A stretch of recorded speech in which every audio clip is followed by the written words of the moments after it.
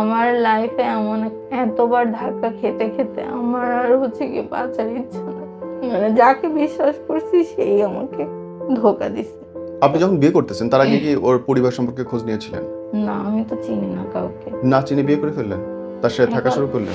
গিয়ে দেখি আর একটা প্রবলেম, ওনার গিয়ে ফিজিক্যাল প্রবলেম ছিল। কিরকম? তার আম্মু আমরা একসাথেই ঘুমাতাম।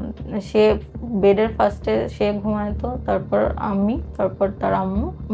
7 মাস যে ছিলাম, কারণ আমি তো জানি তার সাথে আমার সাথে কোনো সম্পর্ক হবে না। বাংলাদেশে টিন্ডার চলে, এটাই আমি জানতাম। কথায় বলে যে ডাল ধরি সে ডাল ভেঙে পড়ি। এটা শুধু প্রবাদ না, এটা সত্যি। অনেকের ক্ষেত্রে এটা হয়। আপনি যখন সব হারিয়ে কাউকে ধরে বাঁচতে ইচ্ছা করবে, স্বপ্ন দেখবেন, ঠিক সেই মুহূর্তে দেখবেন সেই হাতটা ছেড়ে দিয়েছে। প্রতারণার চরম পর্যায়ে যেটাকে বলে। আজকে সেরকম একটা গল্প। যদি নিজের গল্পটা বলতে চান সচেতনতার জন্য, প্রতিবাদের জন্য, আমাদের স্ক্রিনে দেখানো হোয়াটসঅ্যাপ নম্বরগুলো আছে, ইমেইল আছে, মেল করুন বা হোয়াটসঅ্যাপ করুন, কথা বলুন। ভিডিওটা শেয়ার করার জন্য থ্যাংক ইউ, এবং পেজটা সাবস্ক্রাইব করবেন, চ্যানেলটা।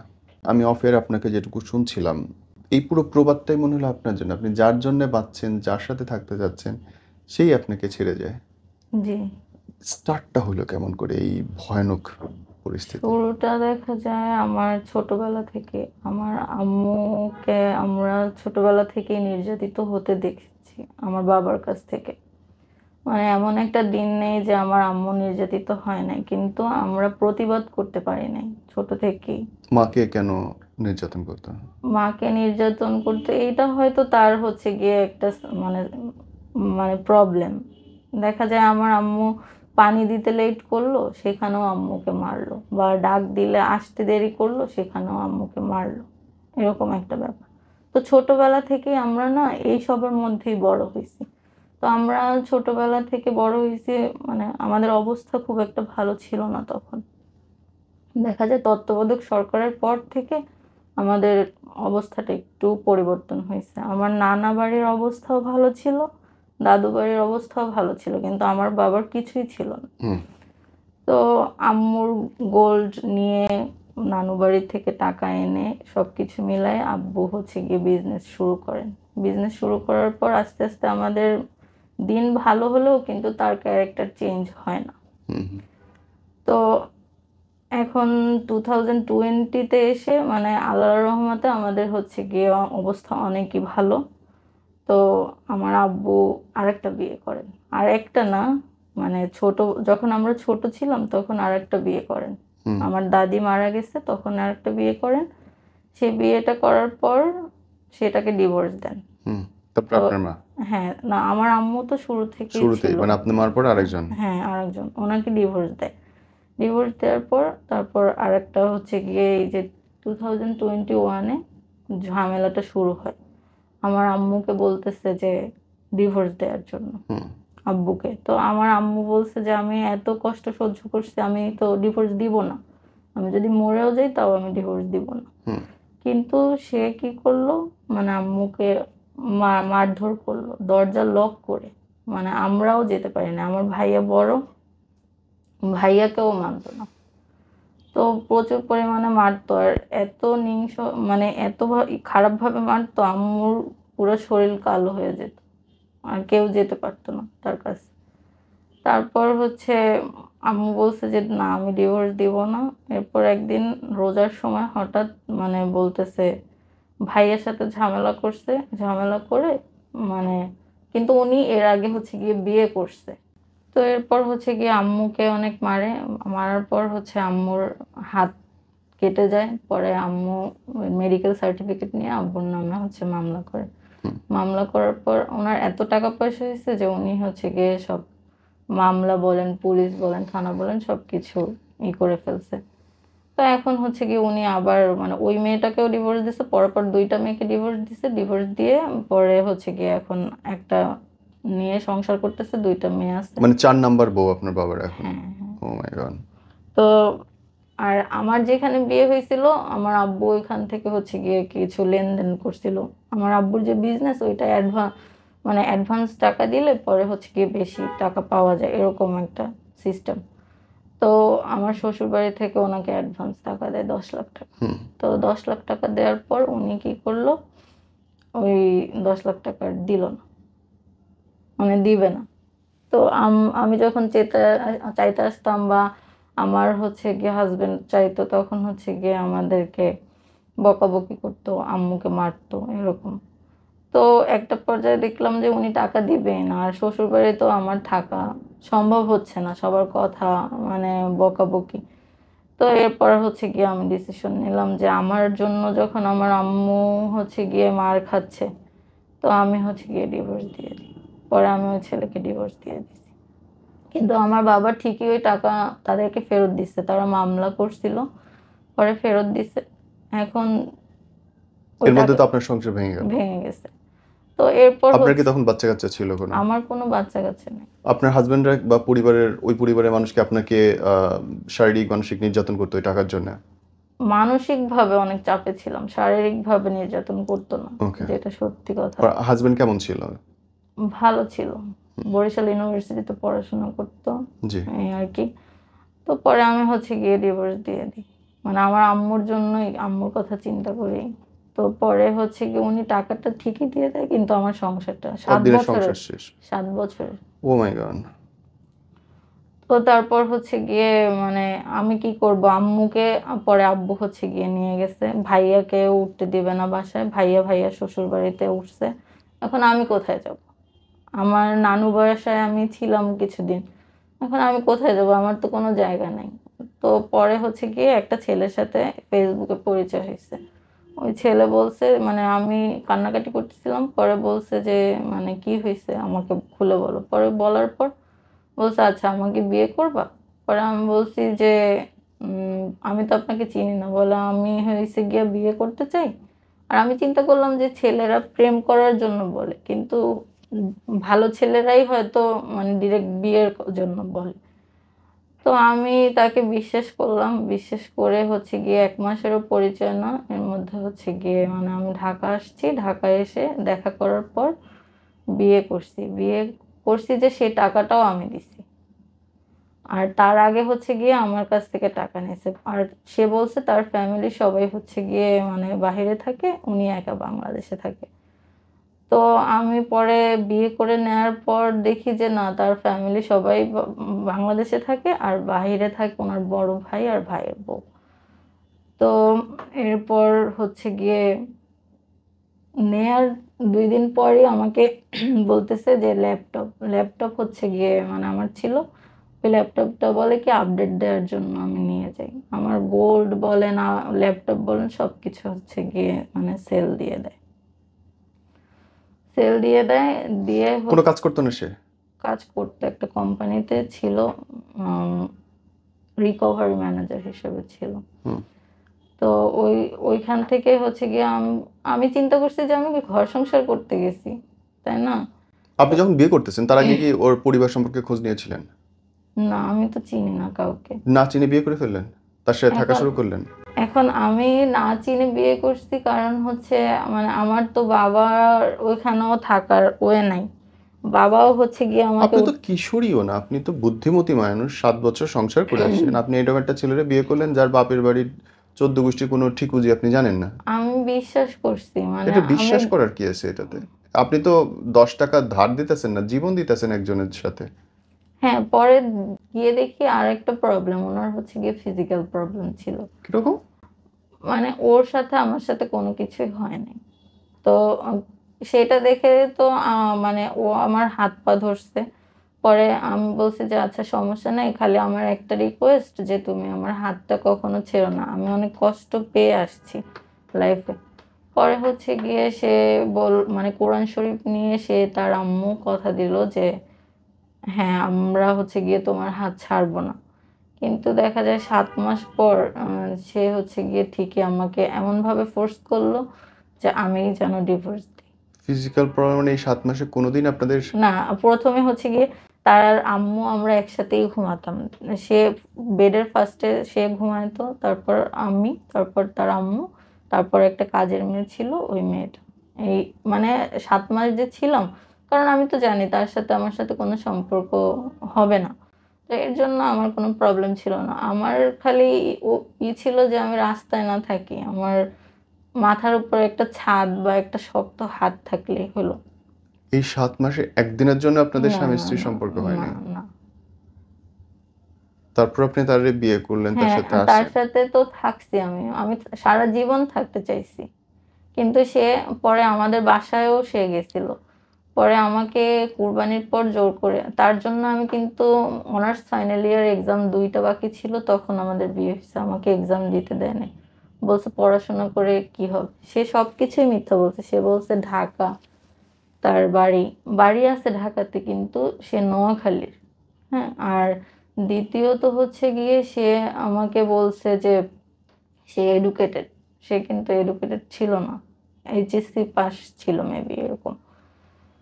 তো আমাকে অনার্স এক্সাম দিতে দিল না। আমিও দিলাম না।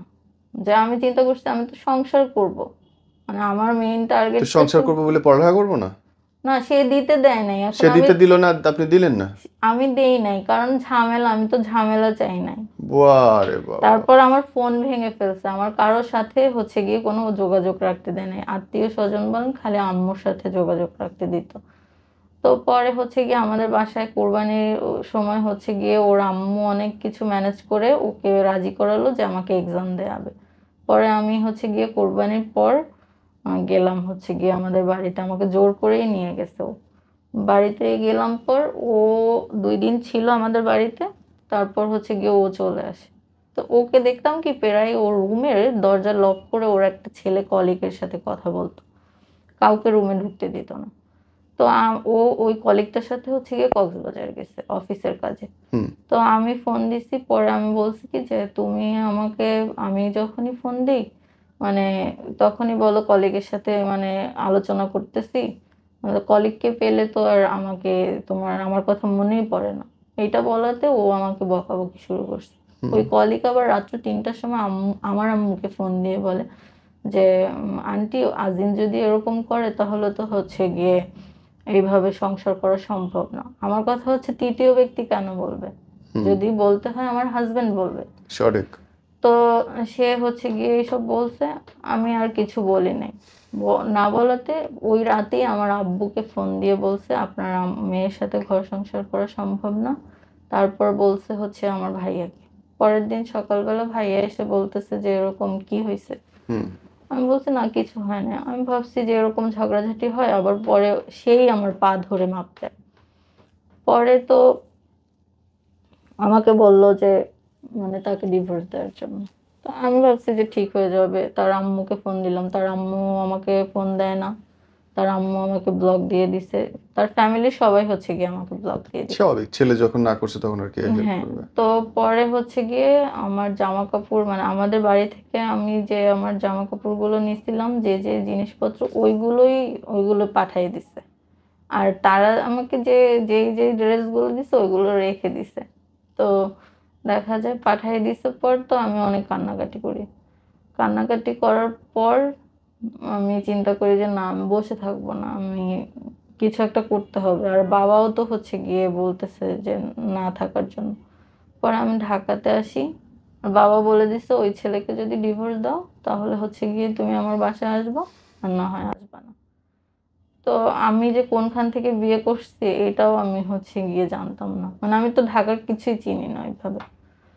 তো পরে আমার আব্বু এক ৩ মাস ৪ মাস হয়ে গেছে। কেউ কোনো খোঁজ খবর নেয় না। কেউ খোঁজ খবর নেয় না। পরে আমার আব্বুর একটা ফ্রেন্ডের মাধ্যমে হচ্ছে গিয়ে মানে ওই ফ্রেন্ড আমাকে জিজ্ঞেস করছে যে কোনখান থেকে? আমি বলছি যে এরকম নয়াপল্টনের ওইখান থেকে হচ্ছে গিয়ে বিয়ে করছি। পরে ওইখানে উনি কিভাবে মানে আমাদের বিয়ের কাগজ ম্যানেজ করছে জানি না। পরে উনার মাধ্যমেই হচ্ছে গিয়ে মানে ডিভোর্স হয়ে যায় গেল বছরে। তারপর? তারপর হচ্ছে গিয়ে আমি তো মোহাম্মদপুরে একটা কোম্পানিতে হচ্ছে গিয়ে জব করতাম। তো ওইখানেও আমি হ্যারাসমেন্টের শিকার হইছি। যে কিরকম? অফিসের বস উনার কাছ থেকে। পরে আমি জবটা ছেড়ে দিই যদিও। কিরকম হ্যারাসমেন্ট? যদি আপনার অসুবিধা না থাকে। মানে সেক্সুয়াল হ্যারাসমেন্ট। প্রপোজ করছে না জোর করছে? জোর করছে। তো অফিসে? হ্যাঁ, অফিসে। পরে হচ্ছে আমি ওই জবটা ছেড়ে দিই। উনার ওয়াইফকেও আমি জানাই দিই। পরে যে আপু আমার সাথে এরকম হইছে বা করছে। হুম।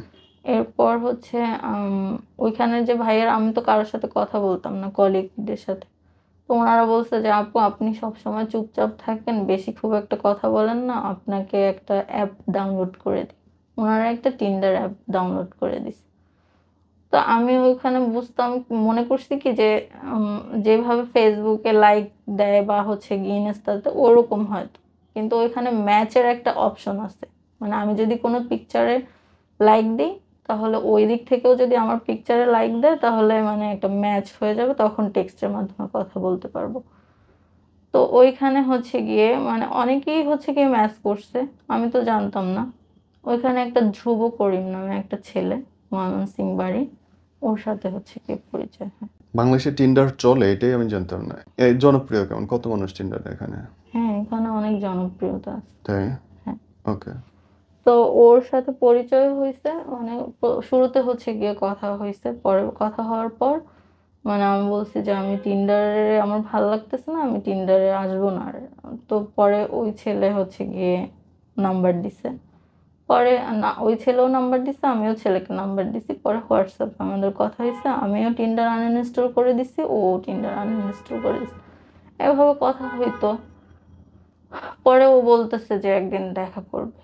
তো গেল বছরে এই সময়ই হচ্ছে গিয়ে দেখা হয়েছিল। দেখা হওয়ার পর পরে আমি যখন দেখতেছিলাম যে হয়তো সে আমার প্রতি একটু দুর্বলতা কাজ করতেছে, তখন আমি হচ্ছে তাকে আমার মানে লাইফে যত প্রবলেমগুলো সব খুলে বলি যে আমি আপনার জন্য পারফেক্ট না। সবাই চায় একটা পারফেক্ট কাউকে। তো সে বলছে যে তার কোনো সমস্যা নেই। তো ডিসেম্বরের 31st নাইটের দিন সে আমাকে হচ্ছে গিয়ে প্রপোজ করে। এই ডিসেম্বর, 24শে ডিসেম্বরে? হ্যাঁ, জি।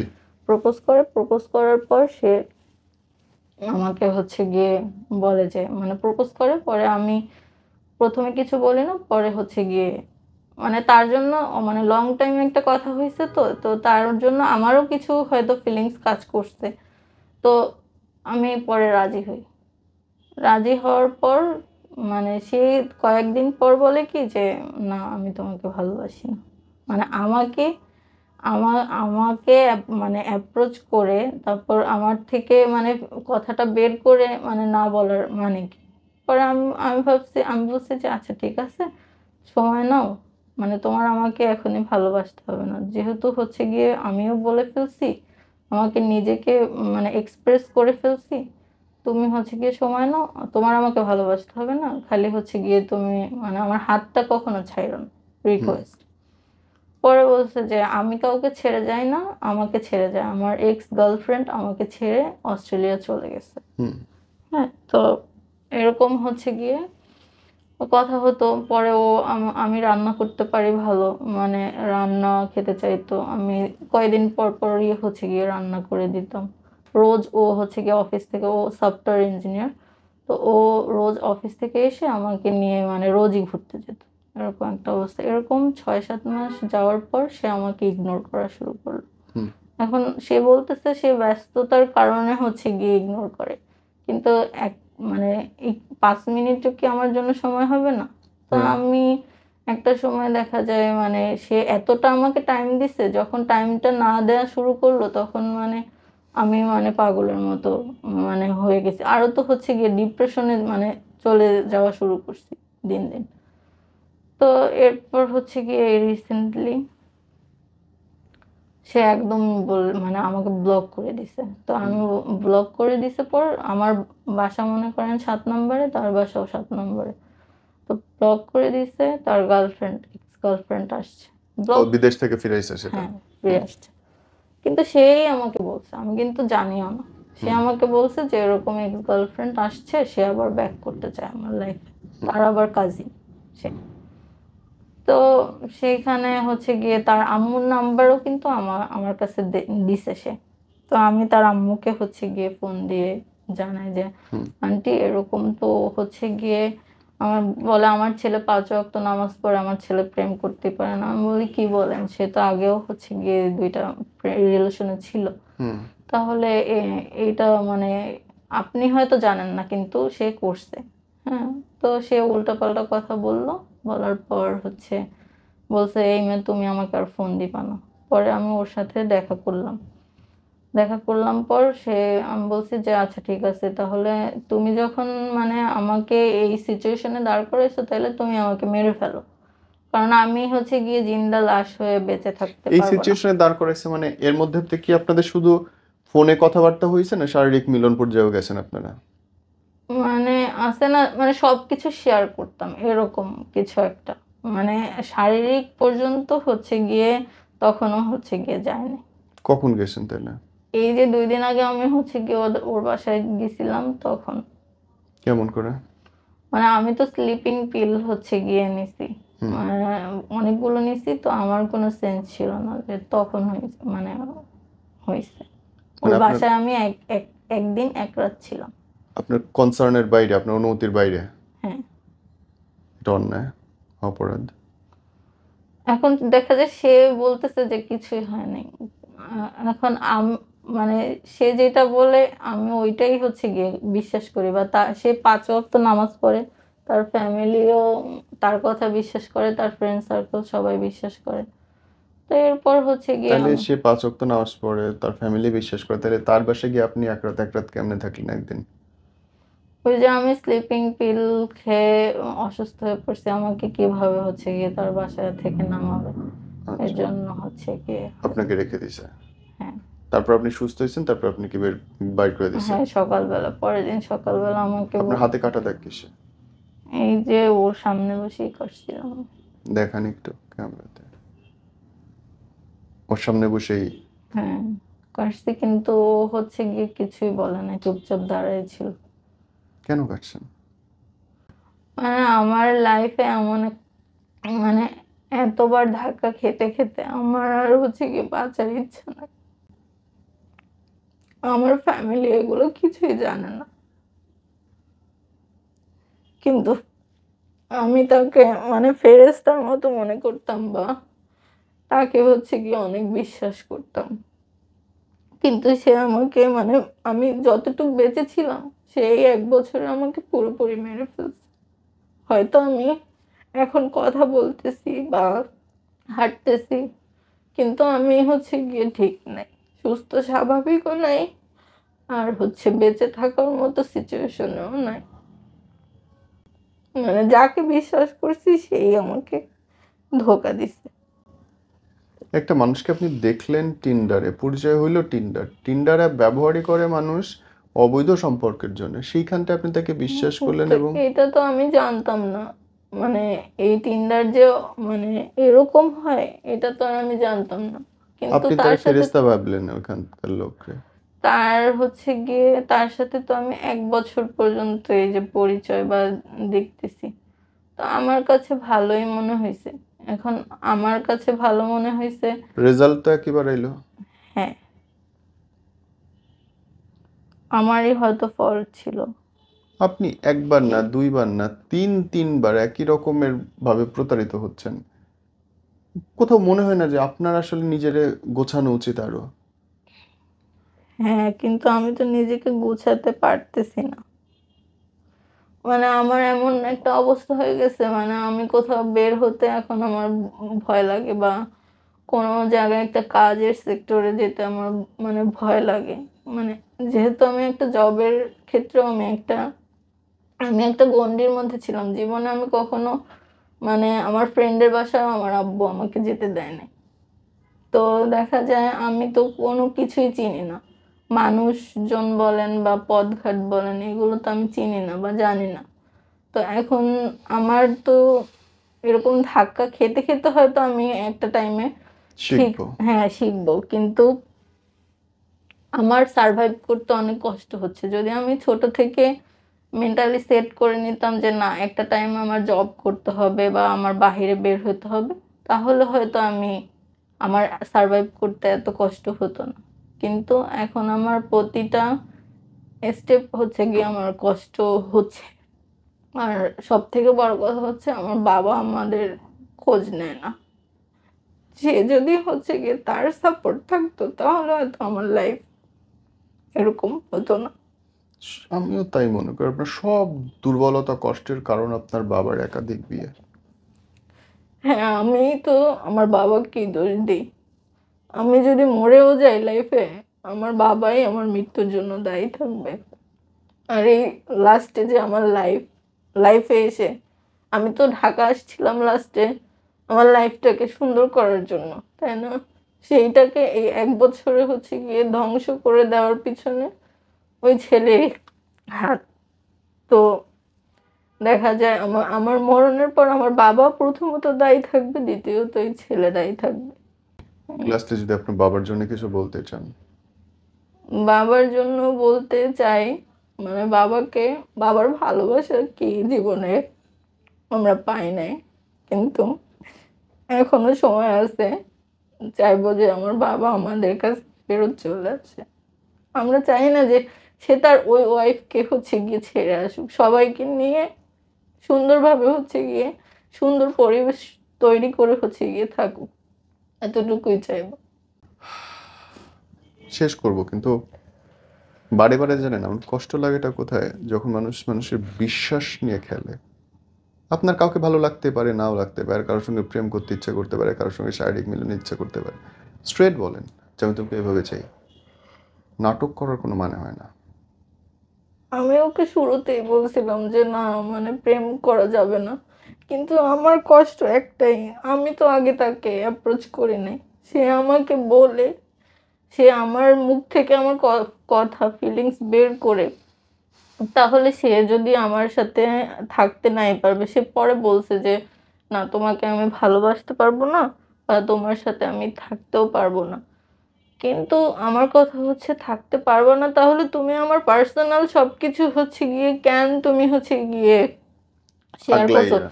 হ্যাঁ, তোমারটাও তুমি শেয়ার করছো, আমারটাও তুমি হচ্ছে গিয়ে মানে শেয়ার করছো, তাইলে হচ্ছে গিয়ে এটার তো কোনো মানে ছিল না, তাই না? কিংবা এটা এত সিরিয়াসলি যদি না দেখার হইতো, দুইজন দুইজন বন্ধুত্বপূর্ণ অবস্থায় গেছেন, হ্যাঁ, আপনি কেন এত সিরিয়াসলি দেখলেন? সিরিয়াসলি যখন আমি উইক হয়ে পড়ছি তখন হচ্ছে গিয়ে সে আমাকে বলছে যে উম, মানে আমি ওনার হচ্ছে গিয়ে এক্স গার্লফ্রেন্ডকে ছাড়া উনি কাউকে হয়তো লাইফে ভালোবাসতে পারবে না।